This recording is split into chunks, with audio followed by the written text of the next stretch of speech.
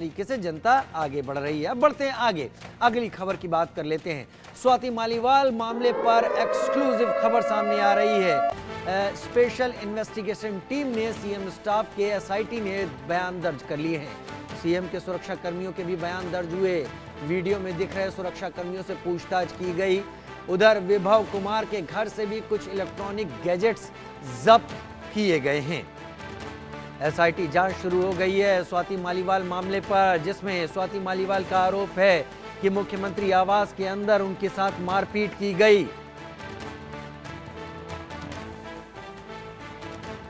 स्वाति मालीवाल जो कि आम आदमी पार्टी की नेता रही हैं, जो दिल्ली महिला आयोग की पूर्व अध्यक्ष रही हैं, जो वर्तमान में आम आदमी पार्टी की तरफ से राज्यसभा सांसद भी हैं, उन्होंने मुख्यमंत्री आवास के अंदर खुद की पिटाई के आरोप लगाए, जिस पर एसआईटी जांच शुरू कर चुकी है।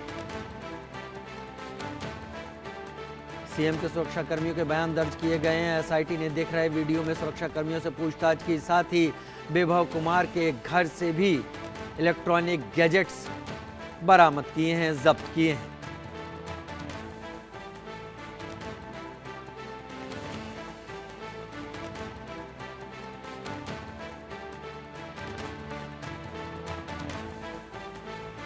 स्वाति मालीवाल मामले की एसआईटी जांच शुरू हो गई है। एक्सक्लूसिव खबर ये कि एसआईटी ने सीएम स्टाफ के बयान दर्ज किए हैं। वीडियो जो आम आदमी पार्टी की तरफ से सामने आया था, उसमें दिख रहे पुलिसकर्मियों, उसमें दिख रहे सुरक्षा कर्मियों के बयान दर्ज किए गए हैं।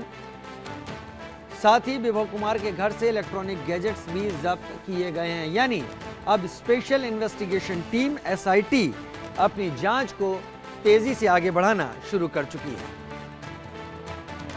आशीष सिन्हा हमारे सहयोगी लाइव मेरे साथ ज्यादा जानकारी के साथ इस वक्त जुड़े हुए हैं।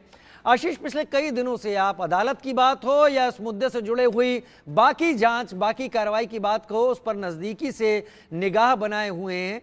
अभी फिलहाल एसआईटी जो भी कार्रवाई कर रही है उसको जनता के सामने पॉइंट वाइज रख सके और बेहतर सिलसिलेवार बताएं तो अच्छा। देखिए, दरअसल राजीव जी, सबसे अहम बात यह है कि कल देर शाम दिल्ली पुलिस की तरफ से इस पूरे मामले में एक एसआईटी का गठन किया गया है। दूसरी अहम बात, आज एसआईटी ने जो वहां पर सिक्योरिटी गार्ड मौजूद थे, सीएम ऑफिस के जो सिक्योरिटी गार्ड थे, उनसे पूछताछ की। तीसरी अहम बात, एक वीडियो सर्कुलेट हुआ है जिसमें स्वाति मालीवाल एक ड्राइंग रूम में सोफे पर बैठी हुई हैं और कई सिक्योरिटी वाले उनके पास वहां पर मौजूद हैं। उन सभी से पूछताछ की गई है। चौथी है बात, जो सीएम ऑफिस से डीवीआर जब्त किया गया था और सीसीटीवी फुटेज जब्त किए गए थे, इनको एफएसएल रिपोर्ट में एफएसएल लैब में भेज दिया गया है। पांचवी अहम बात, कल देर शाम विभव के घर जो स्पेशल टीम थी वो पहुंची थी। छठी अहम बात, इस स्पेशल टीम ने वहां से कुछ इलेक्ट्रॉनिक जो उपकरण थे वो सारे जब्त किए थे। सातवीं अहम बात, अब विभव से उस पूरी यानी घटना का रिक्रिएशन भी पूरी टीम ने कराया है। आठवीं अहम बात, उस समय जो लोग वहां पर मौजूद थे यानी सिक्योरिटी गार्ड के अलावा और जो लोग वीडियो में मौजूद थे उसके अलावा कौन आया कौन गया, इसकी सारी डिटेल दिल्ली पुलिस ने वहां से ली थी। नौवीं अहम बात, उस समय जो सिक्योरिटी गार्ड मौजूद थे उनसे दिल्ली पुलिस ने ये पूछा, यानी स्पेशल टीम ने ये पूछा कि आपको कैसे पता चला, घटना की जानकारी कैसे मिली और आप अंदर कैसे आए। 10वीं अहम बात, एक महिला अधिकारी को भी आप देख रहे होंगे जो सीसीटीवी फुटेज में हमें दिख रहा है कि वो स्वाति को बाहर लेकर जा रही है।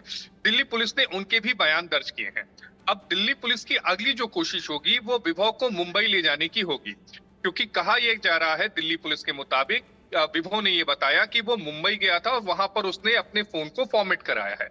जब भी राजीव जी हम अपने फोन को फॉर्मेट कराते हैं, कोई भी हो, चाहे विभो हो, आप हो या मैं हूं, हम उसके डेटा को जरूर सुरक्षित रखते हैं। Exactly. तो उस डेटा उस डेटा को पता लगाने के लिए कि वो डेटा डंप कहाँ किया गया है, उस डेटा को पता लगाने के लिए जो पुलिस की टीम है वो मुंबई जाएगी। एक और अहम बात इसमें ये है कि इस पूरी घटना के दौरान जब एफआईआर दर्ज हुई, जब मारपीट हुई, शिकायत हुई, विभव की मदद किसने किसने की थी और कौन कौन से वो शख्स हैं जो विभव के साथ उस दौरान मौजूद थे, क्योंकि आखिरी बार जो विभव दिखा था वो दिखा था हमें लखनऊ में, उसके बाद वो मुंबई जाता है, किसी को कानो कान हवा नहीं लगती, फिर वो मुंबई से दिल्ली आता है, किसी को हवा नहीं लगती, सीएम आवास पर जाता है, किसी को हवा नहीं लगती, फिर वहां से गिरफ्तारी होती, तब पता चलता है कि विभव दिल्ली आ गया है। तो ये जो सारी अलग अलग कड़ियां हैं राजीव जी, इन सारी कड़ियों को एक साथ जोड़ने की जो कोशिश है वो दिल्ली पुलिस की है, क्योंकि गुरुवार को दिल्ली पुलिस को विभव को अदालत में पेश करना है। दिल्ली पुलिस फर्दर इस मामले में रिमांड मांगेगी। रिमांड मिलने के लिए उनके पास ठोस वजह होनी चाहिए, क्योंकि विभव की तरफ से उसी समय जमानत अर्जी भी दाखिल कर दी जाएगी। आशीष, आपने बड़ा विस्तार से सारी बातें बताई और आपकी ये जो बातें थी, ये मैं ये कहूं कि जनता को ये बातें इस पूरे फैक्ट को, इस पूरे घटनाक्रम को क्लियर कर तो करती दिखी, लेकिन मुझे थोड़ा सा कंफ्यूज भी कर रही हैं आशीष, और वो कंफ्यूजन आप दूर करेंगे। लगातार ये बातें चल रही हैं कि विभव अब पीए नहीं थे, विभव पीए की हैसियत में नहीं थे। एक बार फिर से ये बात साफ कीजिए, क्योंकि मैंने मुख्यमंत्री अरविंद केजरीवाल का अंबेडकर नगर जनसभा का वो बयान सुना जिसमें उन्होंने कहा कि हमारे ऊपर कार्रवाई हो रही है और अब मेरे पीए के साथ भी ये हुआ है। कहीं बहुत ही एक्सेप्टेंस है कि विभव उनके पीए हैं। विभव उनके पीए हैं या नहीं है, ये स्थिति क्या है आशीष? नहीं, देखिए, विभव उनके पीए नहीं है, क्योंकि ये प्रशासनिक आदेश था जो एलजी ऑफिस से जारी किया गया था और विभव को पीए पद से हटा दिया गया था।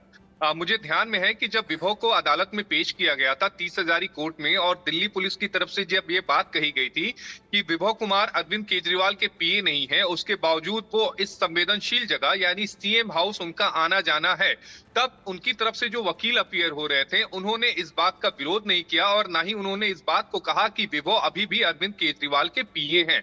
तो ये तो तय है कि विभव अरविंद केजरीवाल के पीए नहीं है। अगर पीए नहीं है तो फिर अरविंद केजरीवाल के विभव कौन है, पार्टी के किसी पद पर है, किस हैसियत से वो आते जाते थे, ये वो तमाम अनसुलझे सवाल हैं जिनका जवाब हमें दिल्ली पुलिस की जांच से ही पता चलेगा। बहुत शुक्रिया।